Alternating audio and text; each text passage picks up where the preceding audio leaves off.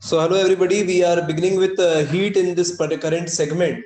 So let us first of all discuss the key concepts regarding what is exactly heat energy, how the heat energy is measured, the basic concept of temperature. Then we deal with a little bit about thermometry, followed by the concept of thermal expansion. So when I talk about heat in general, so we are stating over here the aspect which we are going to discuss in this current video, that is heat and temperature.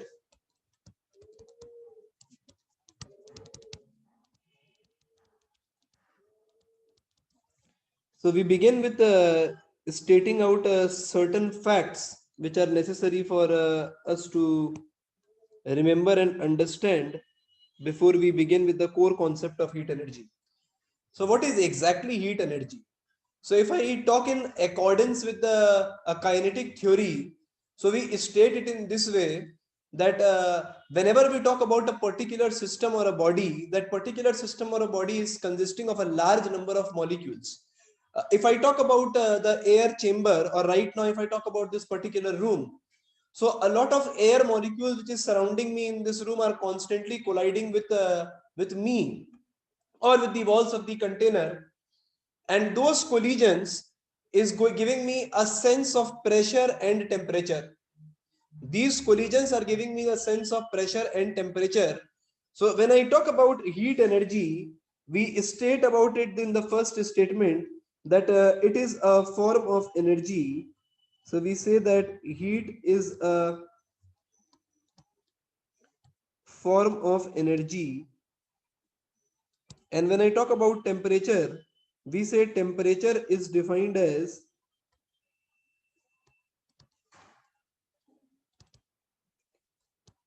the measure of degree of hotness or coldness of a body. Degree of hotness or coldness of a body. So this is the idea of temperature that we have, and this is the idea of heat that we have. So heat is a form of energy, and when we say temperature is defined as the measure of degree of hotness or coldness of a body. So, and if I talk about the other aspect, so I say temperature, which is I can say macroscopical physical quantity. Temperature is a macroscopical physical quantity because it is something that we can sense with the help of a thermometer. The degree of hotness or coldness is something we felt, and the temperature is arising because of a microscopical aspect or the microscopical physical aspect of the translational kinetic energy of the molecules. So over here I can say, in accordance with the kinetic theory, in accordance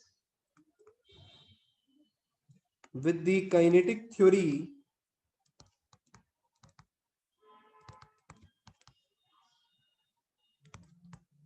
we say that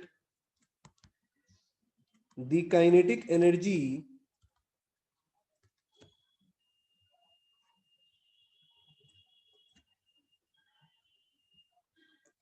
of the molecules, which I also state over here as a microscopic physical quantity, microscopic physical quantity,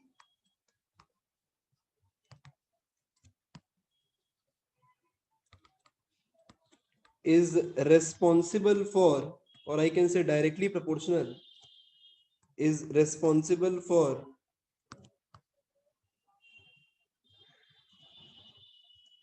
the temperature which is the macroscopic physical quantity.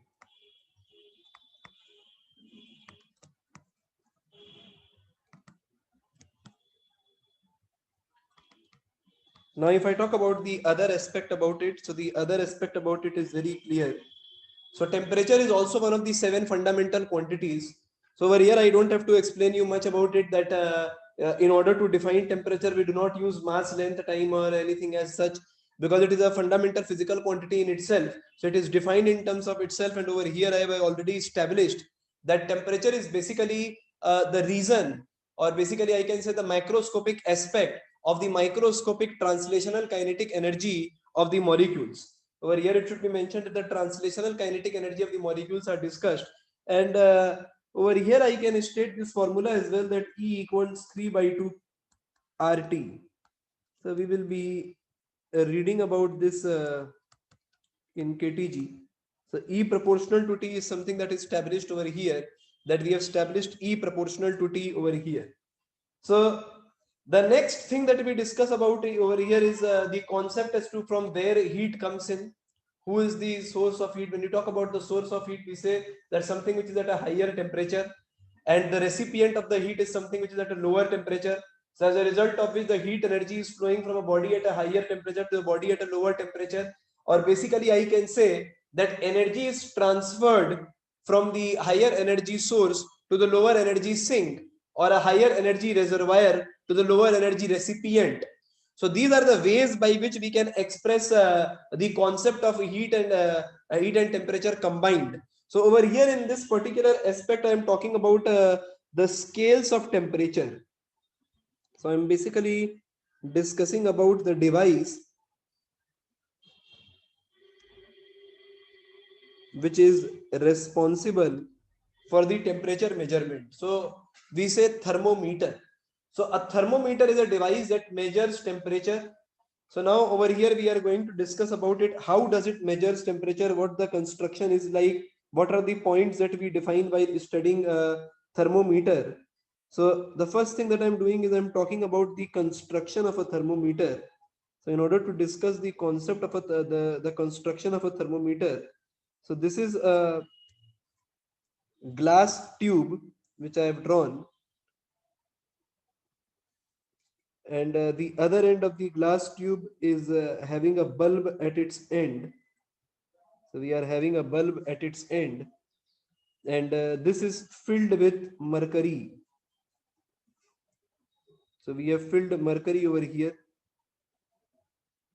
So we have a glass walled thermometer. Understand, my everything which I'm stating will be a question. I'm telling you that the glass walled thermometer is having a bulb. So this is the bulb of the thermometer where I have focused all the mercury over here inside it. So this is the bulb of the thermometer. This bulb of the thermometer is made up of diathermic wall. So you haven't come across this particular word, diathermic wall. So you can say the first line about thermometer is, it is a device that measures temperature, which indicates the degree of hotness or coldness of a body, which indicates the degree of hotness or coldness of a body. The next thing which I'm saying is we are using mercury, which is inside a glass filled thermometer having a bulb where I say the sensor of the thermometer is, and the sensor of the thermometer, which is the bulb of the thermometer, is made up of diathermic walls. So when I say diathermic wall or the diathermic material, I mean to say that diathermic substances or the diathermic wall is such a wall which allows exchange of heat, So by means of diathermic wall, I mean to say that heat transfer can take place, allows transfer of heat, or simply I can say that heat transfer takes place. The heat transfer is taking place. Opposite of diathermic is adiabatic. Which do not allow heat transfer to take place. So over here we are using a diathermic wall, that is, it is allowing heat transfer to take place. So in the initial setup, so I am rubbing this off. This is the bulb of the thermometer which is mentioned. So in the initial arrangement, so what we do is I place this entire container. I place this thermometer in the container which is filled with ice. In the container which is filled with ice. So over here I am filling of ice. So this is step 1. So the choice of using ice and water is simple. They are commonly available. Their melting and Boiling is something which we have all have observed in our lifetime. So since it is commonly available, so we are using ice for the purpose of experiment. And as a result of this, the mercury will settle at a certain level, which I am marking as the as a lower level over here. So I'm marking over here in this way. So inside this we have a thin tube through which the thermal expansion of mercury will be responsible for our idea of temperature. So this thin walled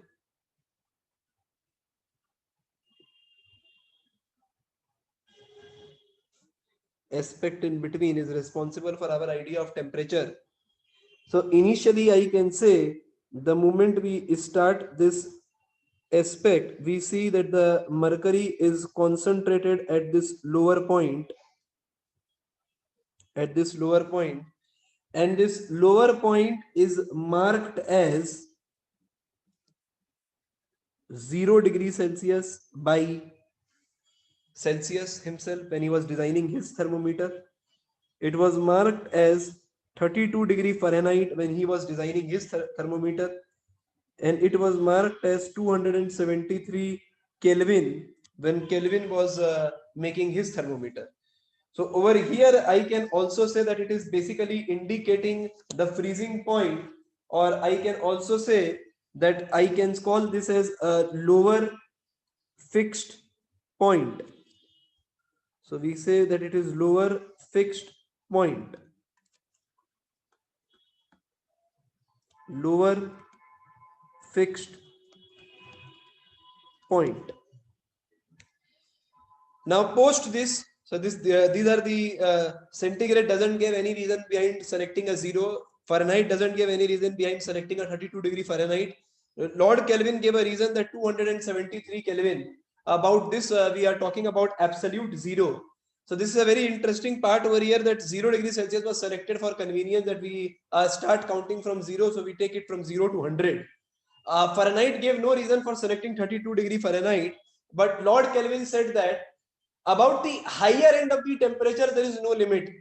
We talk about 1500 to 2000, 3000, 6000, 7000, 8000 degrees Celsius temperature. But for the lower range of the temperature, there is a limit that the gases can not go beyond the temperature of minus 273 Kelvin. No matter what is the which is the gas, under what conditions of pressure and volume it is kept, below this temperature, all the gas will liquefy. All the gas will liquefy, and they will not exist to have a translational kinetic energy. The translational kinetic energy will cease to act below this particular temperature. That is, they will liquefy below this temperature. So that is why it is regarded as absolute zero. And the reason behind the Kelvin selecting a temperature of 273 while making his thermometer. So over here we have marked this as a lower fixed point. Now what is done in the next part of the experiment? We start melting the ice. So when we will start melting the ice, it was at a freezing point.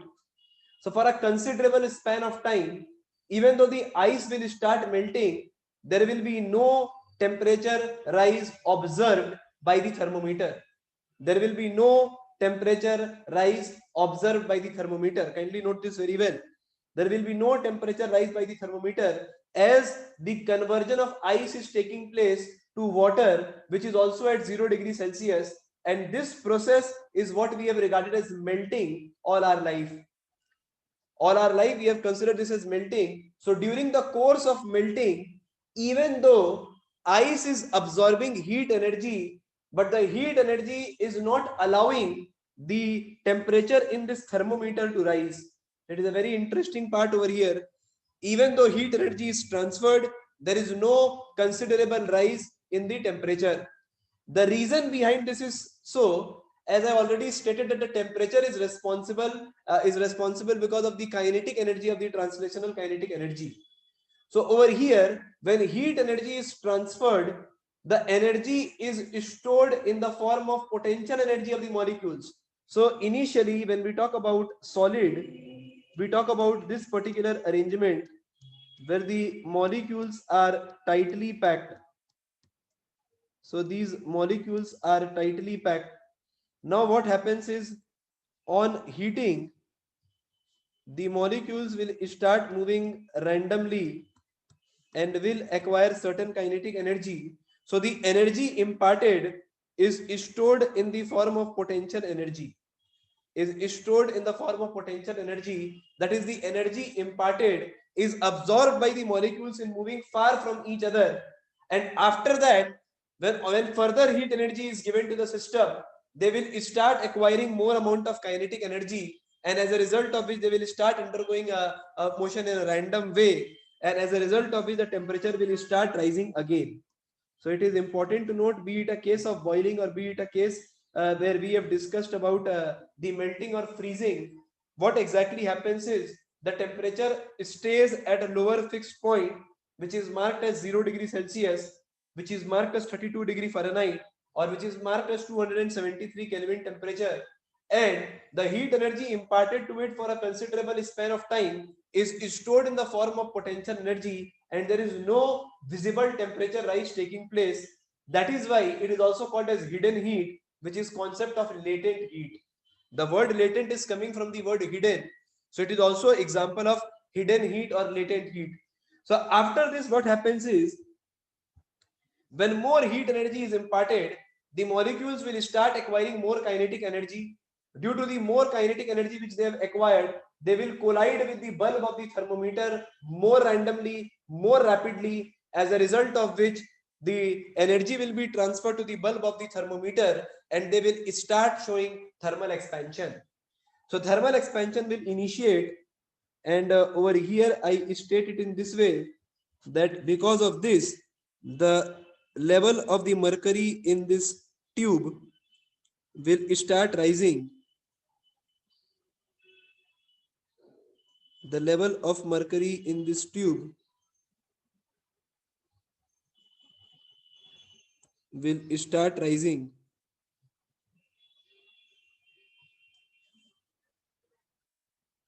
till it again attains a upper fixed point, when this entire ice is boiling, when this entire ice is converted into water and is boiling.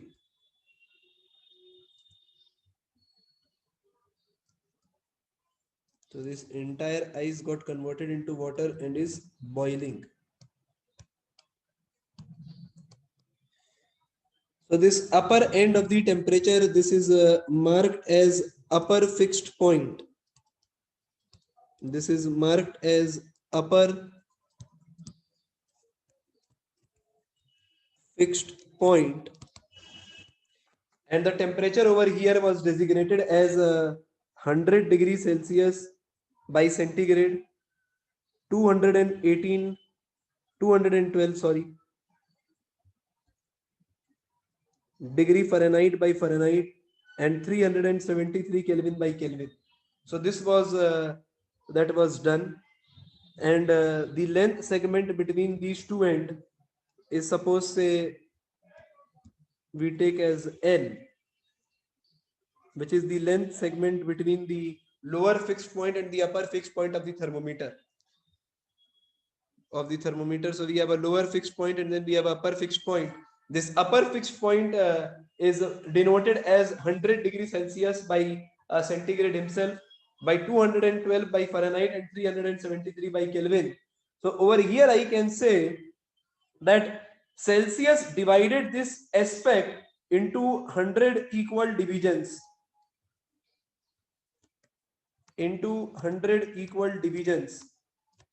Fahrenheit divided this into 180 equal divisions. 180 equal divisions. And Kelvin divided into 100 equal divisions. So this was basically attained. So 100 equal divisions was done by this particular person. The other one did 180 equal divisions. So when I say equal division was done, again we have a question. How can we say that the thermal expansion is uniform? It may be that for certain span of time or certain temperature, the thermal expansion didn't occur at all, and then suddenly thermal expansion start taking place.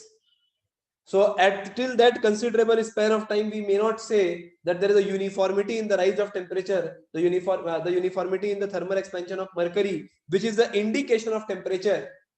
So what can be done over here, and which are those liquid which do not show uniform expansion? So I can give you one very simple example. Again, you have seen this liquid in your lifetime, milk. Milk do not undergo uniform thermal expansion. Till a considerable span of time, milk do not show a very good amount of thermal expansion. Suddenly, after attaining a certain temperature, the milk starts expanding in a random way, and then it comes out of the container in which you are boiling it. So this is the concept which is governing this particular aspect. ये concept है जो उसको govern कर रहा है. When I talk about mercury, mercury is an example of a liquid which expands uniformly.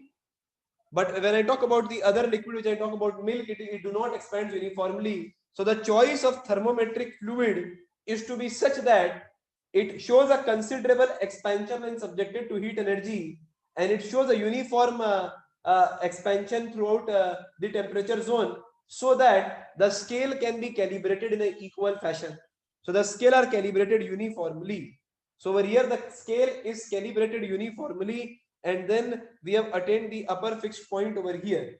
So the next thing which I can say over here is, there is a equation which we are framing, which will be applicable for all of them,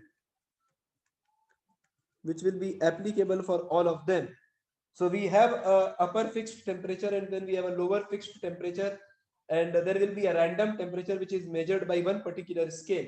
Say Celsius measured a particular temperature, and we want to convert into Fahrenheit, or Fahrenheit measured a particular temperature, I want to convert into Celsius. So then how to attain this particular aspect? So I'm writing one basic formula which is based on the simple idea that reading in any scale, reading in any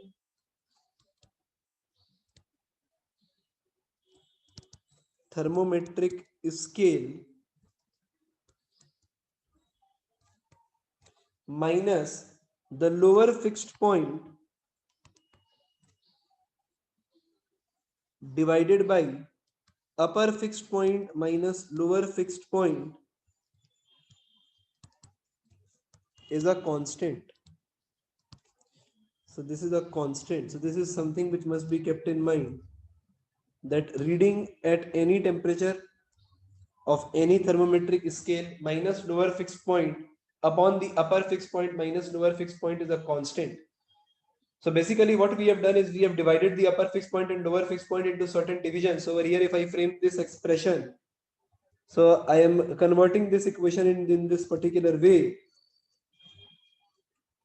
So over here I can say the temperature in degrees Celsius minus lower fixed point, which is 0, upon upper fixed point, which is 100 minus 0. This is equal to, then I can say the temperature in Fahrenheit minus lower fixed point 32 upon 180, which is equal to temperature in Kelvin minus 273 upon 100. So this is a simple line which is going to give us all the relation.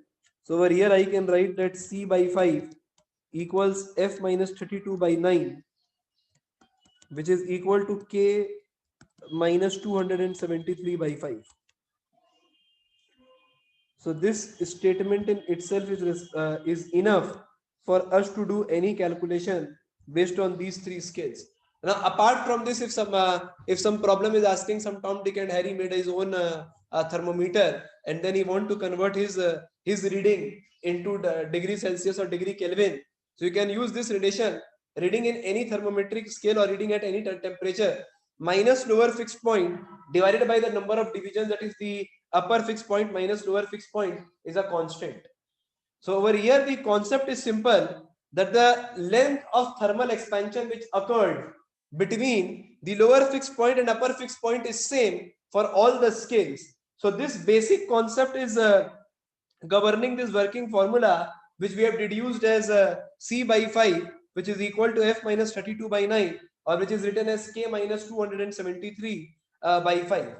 So in this particular segment, we have come across the basic idea about the concept of heat and temperature. So in the next segment, we will deal more about the thermal expansion.